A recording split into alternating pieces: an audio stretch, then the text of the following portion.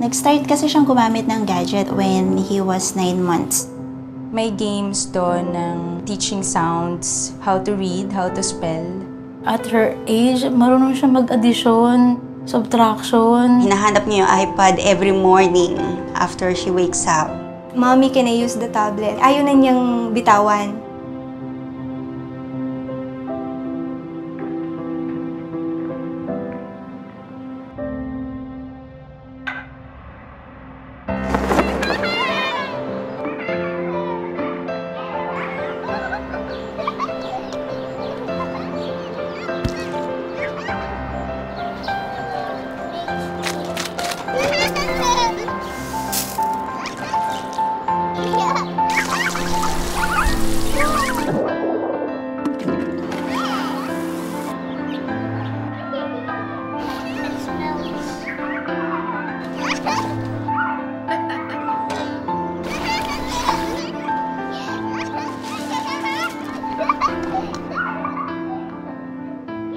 So parang nakita ko dun na parang nag-iisip siya na nagagawa niya yung nag-explore siya kahit wala ako.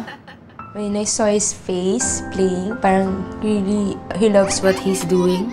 Kung masaya siya doon, I know he's learning na.